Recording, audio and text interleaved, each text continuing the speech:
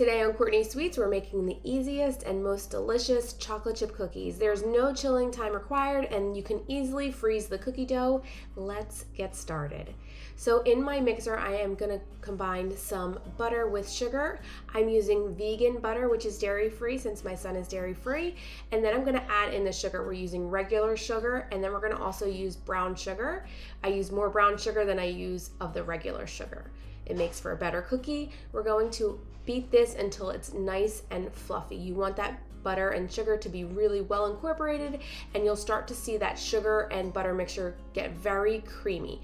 You can see it gets nice and light. It's a very light consistency, and that is what we're looking for. Now we're gonna add in our eggs, and then I'm also gonna be adding in some vanilla extract. I highly recommend using real vanilla extract over imitation.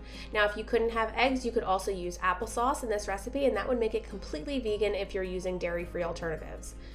Then we're gonna actually add in our dry ingredients in another bowl so we don't combine them with the actual wet mixture. I'm using flour, cornstarch, baking soda, baking powder. And if you used unsalted butter, you're gonna wanna add about a half a teaspoon of salt to that mixture.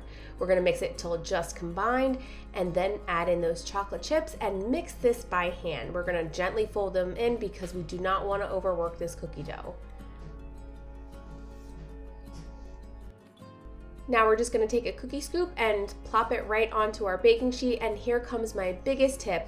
Always add chocolate chips to the top of your cookies if you want it to look like the left. If you don't add chocolate chips, you really risk not having any pretty chocolate chips on top, so I will actually add them to the top before baking.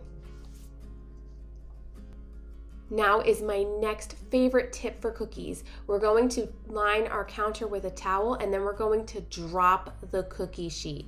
We're gonna literally bang the sheet. They look dome topped, muffin topped, and then they're nice and crinkly. We're automatically deflating them.